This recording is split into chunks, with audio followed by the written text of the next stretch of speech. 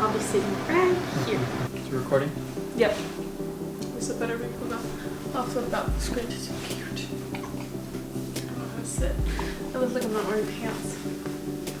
Since it's been a little bit over 2 months since I gave birth, I thought I should go ahead and give kind of my birth story now before we forget about it. And so since he was mentally present throughout the entire thing and not in that out of and physically, whereas I was giving birth, so the alertness varied. So anyway, I thought it'd be nice to have his perspective on the birth story, and she might give her opinions along the way as well. So I guess for some context, ever since the anatomy scan, it was reading that she was breech, and she was frank breech at that point, which is when like the butt is down and their feet are over by their face. And then when we went back, because they needed to make sure that she would still be okay, we went back and she was footling breech, which is when the foot is the closest thing to the cervix, and that's a little bit more dangerous and usually requires a C-section. So that was around a little bit before 37 weeks, I think. And so they had me go into the hospital to get like a consultation about what the like C-section process was going to be. And at that point, they did a quick scan and she was no longer breech. So from then on, it was clear that I would at least be able to go in with a vaginal birth. I honestly, which is bizarre, like if you know me personally, I'm not usually a go with the flow kind of person, as Andrew can attest to. I don't know what you're talking about. But No comment.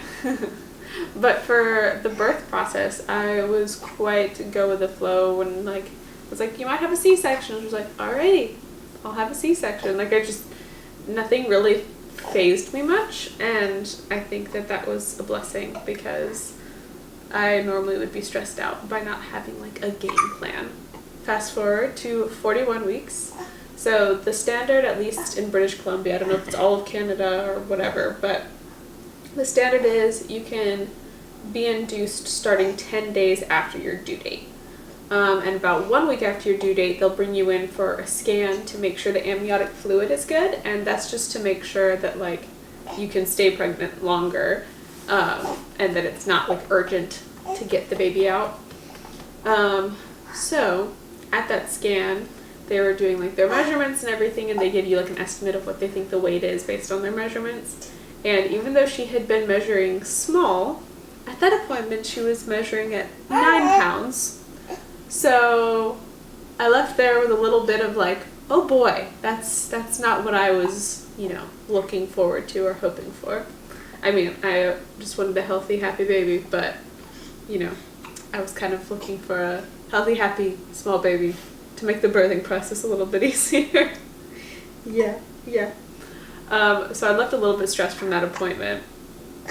I know that those can be like super inaccurate, but still, they're like, yeah, it could be off, give or take a pound. And I'm like, okay, you're still talking 8 to 10 pounds, and I don't really like either end.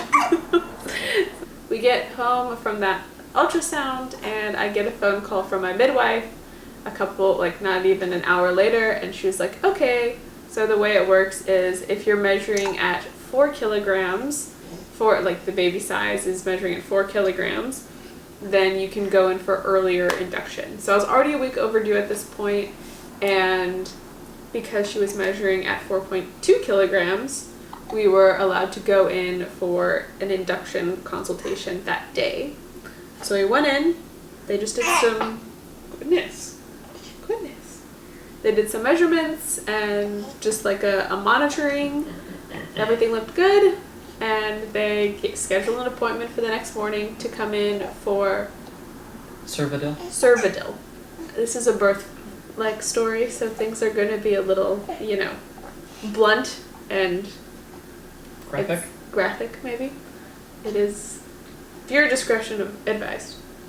Anyways, so the first step, because I had been getting some measurements for the past week or so, starting around I think 40 weeks, maybe it was 39, but I think it was 40 when I first had the, it might have been 39 weeks, where they just like check your cervix to see how high it is and how soft it is, if it's dilated at all, that kind of stuff. And it was always quite high, so it hadn't like come down at all, and it was still very like firm, and it also like, so they talk about like effacement, which is like how like thick it is. They call it like ripening the cervix. It was not ripe. So that's why they first require you to go in for the Epidural. And that's because I guess they can't just go ahead and give you like Pitocin straight away, because your cervix needs to be at a point where it like can actually dilate and stuff. So, wow. The morning of the 22nd was the morning that we were going in for the Epidural.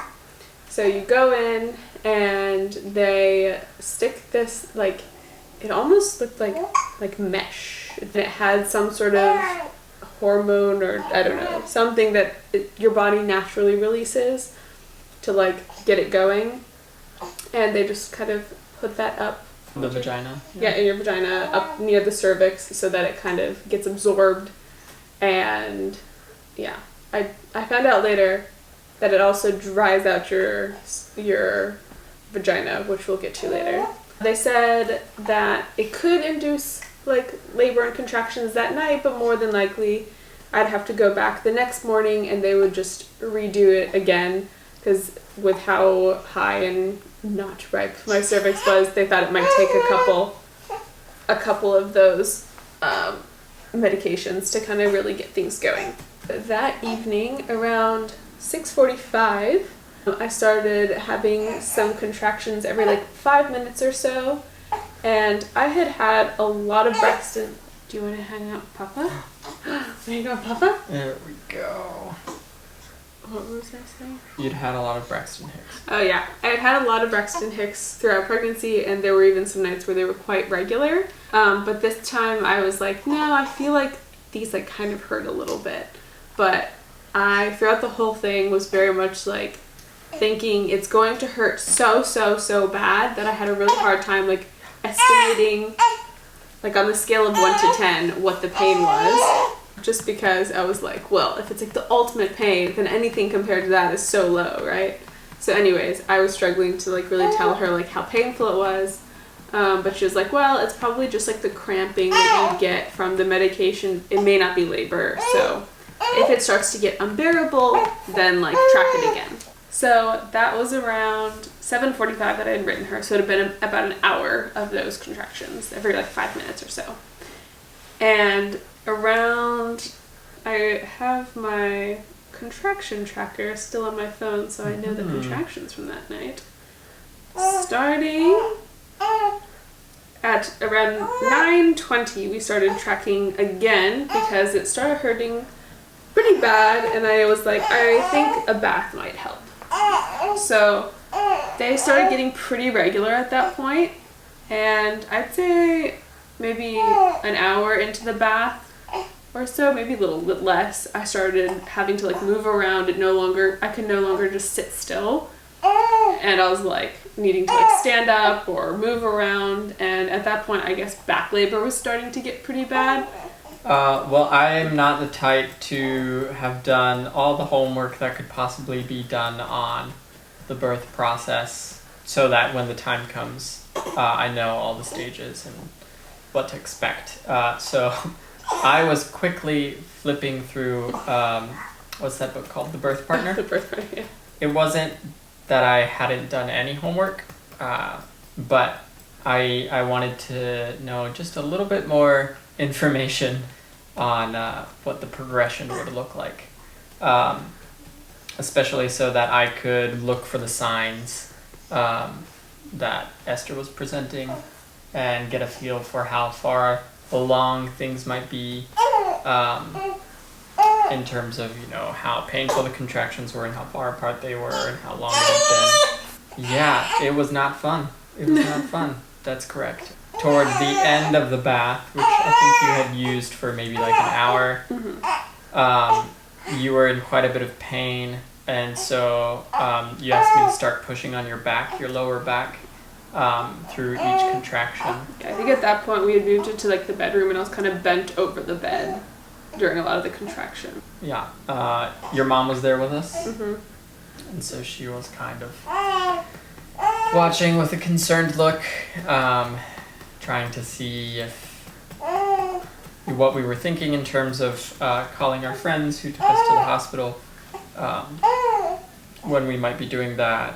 One thing to mention was the hospital that we were planning on going to, with which our midwife is registered. They were very busy, and they were on something called diversion, where basically... Oh, that was the day prior, yeah. That was the day prior, Right. right. So we were thinking that the hospital could still be on diversion, or whatever the proper terminology is. Which means they'd send us to a hospital that my midwife couldn't go to. Right. And so that was in the back of both of our minds, I think. And so we didn't want to prematurely say, okay, it's time to go to the hospital. If the labor hadn't progressed all that much, then we would be More likely. we would be lower priority if the hospital were still on diversion. But thankfully they were not by the time that we got there, a little bit later.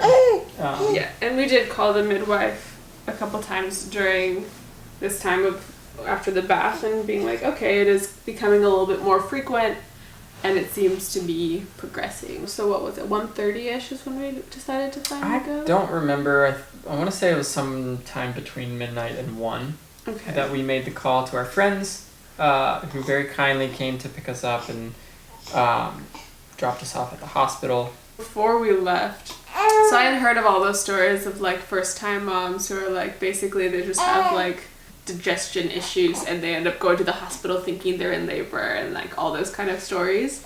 And so I was like, ugh, I don't want to be the like drama queen person who's like not even in labor or like hasn't progressed at all. You were afraid of being called a wimp? Not really being called. Yeah. I was just thinking I was being a wimp or like a drama queen or whatever.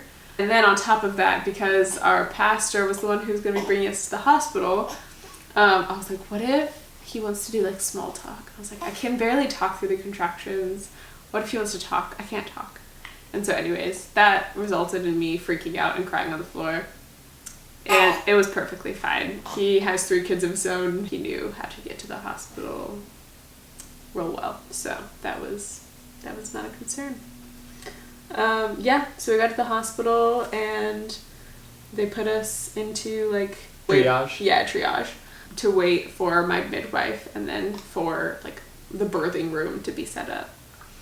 Contractions progressed through that time. The back labor was by far the worst. Well, yeah, just to back up a little bit, sorry. just to give the context for kind of what you were feeling at this point. Mm-hmm. By the time we had made the call to our friends who took us to the hospital, already at that point, every contraction, which was every 3 minutes or so, or less, it was like 2 or 3 minutes. Everything stops with each contraction. Yeah. And you really had to control your breathing, right, through each of them, and you'd started vocalizing the pain quite a bit earlier, but that was much more consistent. right. And even getting outside and into the car, which is not a long distance, That's true. was quite of a difficult process. Because it was like, okay, we're going to have to go like between contractions. Right. And walking was already painful for you at that stage. Right. With how big she got pregnancy. towards the end, my pelvis just kind of was giving out and I just couldn't walk well. Right. So, through that whole process, going from home to getting to the hospital and into the triage room, into the bed, that was painful and difficult for you. Yeah, that's true. So once my midwife got there, I can't remember why we had gone into the bathroom. I think she just told me I should like pee or something. Maybe. I just remember throwing up in the bathroom. Yeah. During a contraction. And, well, actually, I guess I should back up. Before that, when she first came back, they had to take out the cervidil. And so that's like that little mesh thing. And so this is during like labor when it's already like 2 minutes apart. It was quite painful. I needed to have the counter pressure She tried to help me with like trying to do the laughing gas, but you had to breathe directly through it, and I was breathing a lot in through my nose, and so like trying to breathe through a tube like just didn't work well for me. And then like the feeling of being lightheaded and stuff didn't really work. So anyways, I needed the counter pressure. She had to like reach in to try to get the Cervidil out, but my cervix was still very high, even though it had it was Dilated, thank you. It had dilated to 4 centimeters by that point, but it was just like, apparently it really dries out your vagina, so like any contact in there was really painful. And then on top of that, obviously you're having contractions, and it turned out that her head was really, really, really low, and so it was pressing up against the vaginal walls, and so she was like having a really hard time reaching in to get it out. So that was probably one of the most painful portions of labor. That was probably the most pain that I saw you in. Yeah, that was trying to really brutal. Yeah. Because you're like, it's like the short minutes between contractions, and then during that you're in like excruciating pain having her try to take it out, and I was exhausted by that point. Which again, I realized that wasn't super long into labor, but I mean, it's still just any amount of time in labor feels like a long time. And then shortly after that, around the time I was throwing up, somebody else was also in triage and was screaming. Yeah, that was not really encouraging. No, I was like, oh my gosh, is this like where I'm headed? It honestly felt like I was in a horror movie, and I don't watch horror movies, but that's what I imagined them to be like. So yeah, dark, hospital, late at night, terrifying screams.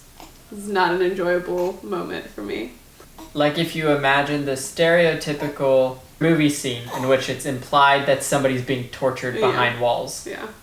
Those are the types of sound effects that you would expect in a scene like that. Yeah. And around that time, they were prepping to get me like an IV and stuff like that.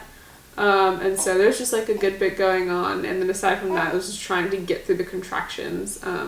They were having to monitor because I had COVID during pregnancy, so they require monitoring. But thankfully they noticed that like moving helped me a little bit, and so they were able to kind of take me off monitoring temporarily to just kind of move a little bit more and get the counter pressure that I needed. And at one point, right before they were taking me up to the birthing suite, I was starting to fall asleep during between contractions, to the point where I truly thought I was like gonna be getting into like deep sleep, and then bam, the like contraction would come and I was like back at it. It had been a couple of hours since our arrival at the hospital, and so exhaustion was starting to set in. The contractions weren't really less painful, nor did they require less kind of effort or pushing on your back. But you had even reached a point to where you were basically falling asleep for a minute or 2 minutes between each contraction. And so the midwife and I were just chatting about like, yeah, real estate prices in Vancouver, it's crazy. So it had kind of found a rhythm and quieted down as much as it could have, right. With each of those contractions. Yeah. But it was mostly just a period of waiting for a room to be made available. At some point, they brought the chair to move you. Well, when they came in to give me the IV, they had like made the comment of like, will she be getting an epidural? And I kind of looked at my midwife like, should I or whatever? And she was like, well, this still is like early labor. It's only going to get more intense from here.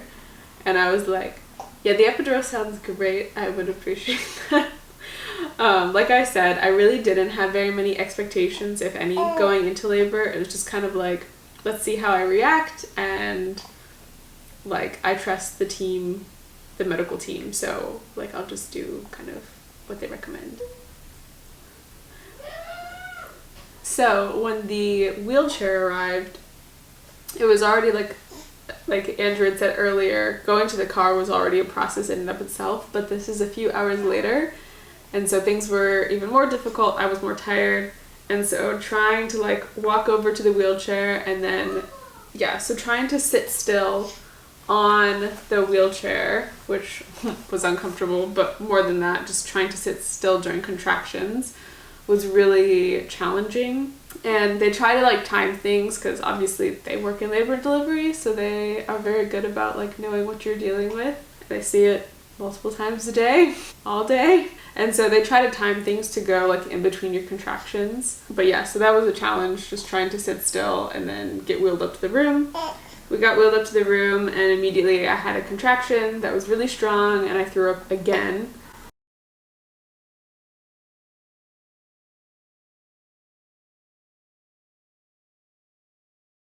And so my midwife recommended that they put some sort of medicine into my IV to help with the nausea, which was great because I didn't throw up again after that. And at that point is when they gave me like the hospital gown to change into. Changing into a hospital gown while being attached to an IV while in labor is quite the challenge. Andrew had to help me, but yeah, that was an interesting process.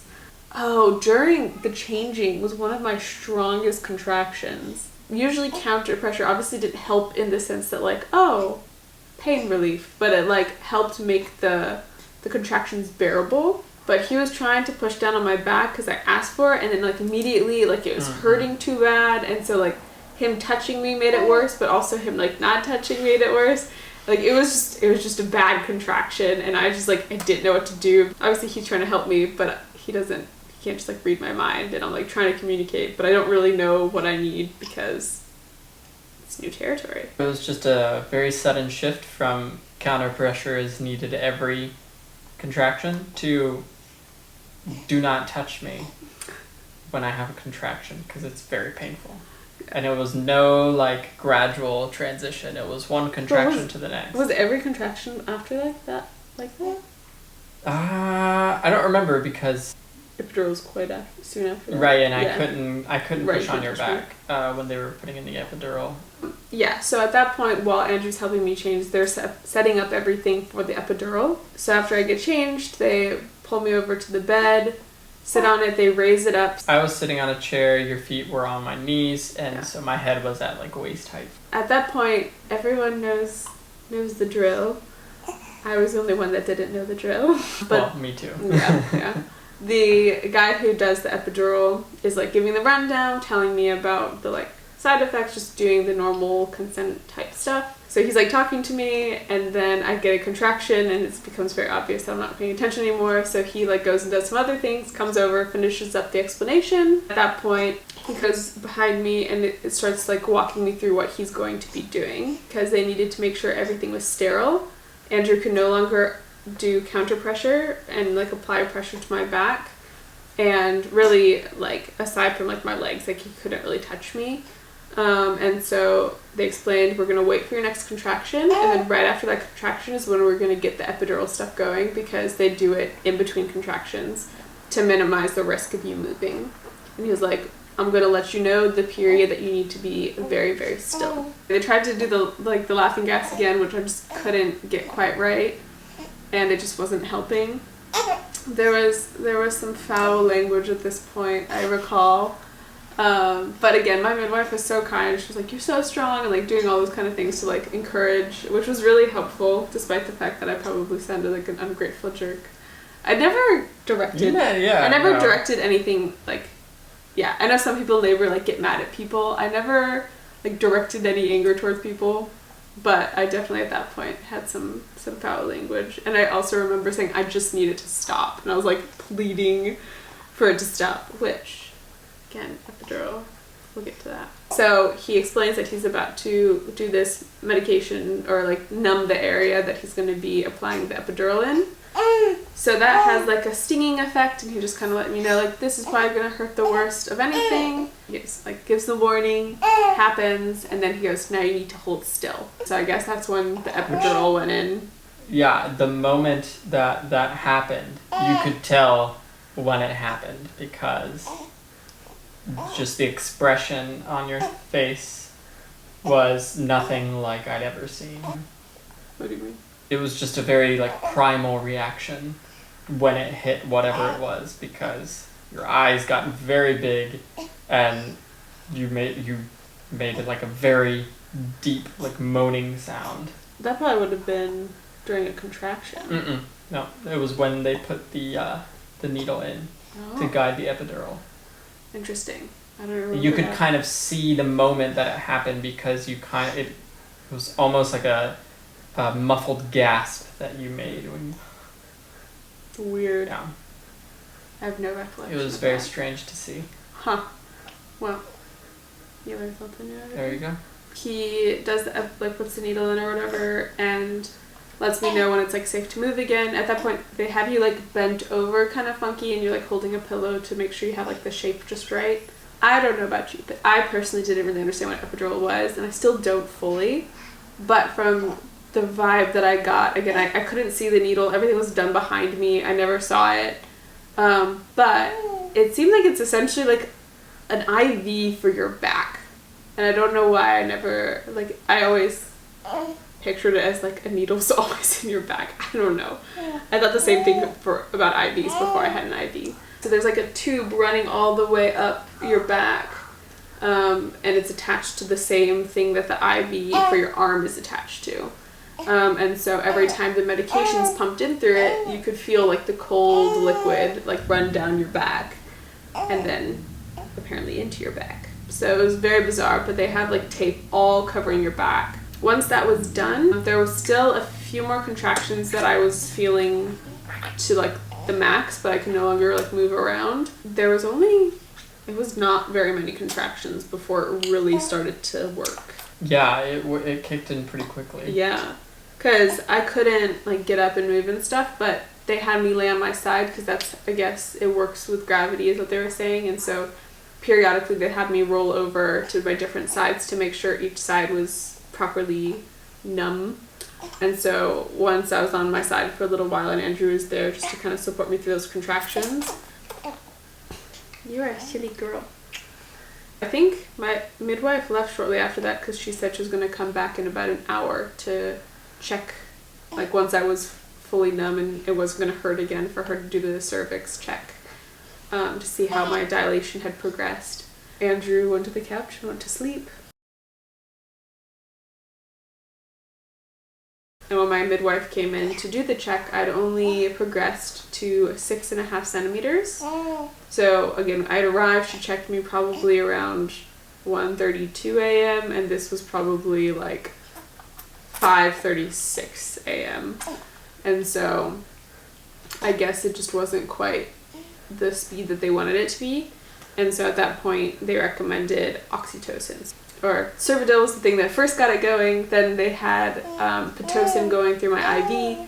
But then to really kick things and make the contractions go stronger, because once you have the epidural, they were saying that can kind of relax you to the point where your contractions kind of become less intense. And so they give you oxytocin to really get those contractions stronger again. Yeah, so they came in, they did that. I was asleep, aside from the times when they were telling me to flip over. And like I would listen to like the nurses when they were chatting and stuff, but for the most part, I was either asleep or very relaxed. There was a couple of times where some of the numbing effect had gotten like lighter on one side or something, and I would really feel a contraction, but it was never to the extent that it was before the epidural. You slept for a good bit. Mm-hmm.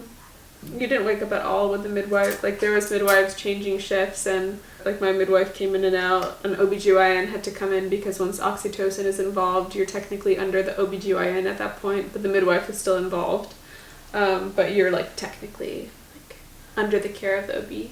I was very relaxed, and you were just conked.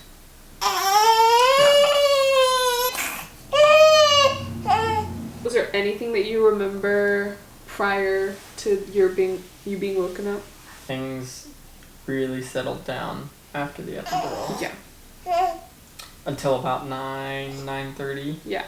So my midwife after the oxytocin was like implemented, I don't know if that's the proper terminology, but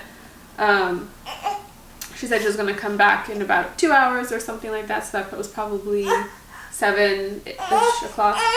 Let's get your shirt back on. Probably around 9 o'clock or something. I was awake and I started noticing what felt like something in between my legs, or like every time there was a contraction, it felt like something was coming out. But again, there was like a team of midwives. They were like doing monitoring. Like I had the continuous monitoring because of the COVID during pregnancy, and so I just kind of thought like like I had heard of people saying like you have the urge to push, but I was like, I have an epidural. Surely this isn't like the urge to push. And if it was, like someone would tell me. My midwife gets back to check again around 9:30, and she like gets all prepped to check to the cervix check, and she like barely puts her finger in and she goes, oh, that's the head, she's right there. Oh, I forgot to mention, when I was 4 centimeters dilated, when they first got me to the hospital, my water had not broken. That's right. When they went and checked me at 6.5 centimeters, my water had broken. However, like they said, like, so I guess membranes is how they refer to your water sac. She felt it. She said the membranes don't seem to be there, but like the bed wasn't wet or anything. So she was like, I'm pretty sure the water has broken. Like I'm very certain, but like nothing's really come out. They never. Foreshadowing. She feels her head is like right there. So I realized, I was feeling her head moving down my birth canal. Thank you. Yeah, so I had been feeling just the pressure of her head moving down the birth canal. At that point, they just kind of, like, people started moving. They started getting things ready for, like, getting the light in place and doing all this stuff to prep for me pushing. The nurse started explaining what the process of me pushing was going to be like. They're saying that you'd wait for a contraction and then inhale, hold your breath, and push during the contractions. And I think they said it was going to be like 10 seconds, 3 times, like during a contraction is usually the goal. And at that point, we woke up Andrew because it was like, oh, this is happening. It's game time now. Remember already being awake when the midwife checked and hearing her reaction of, oh, the head's right there.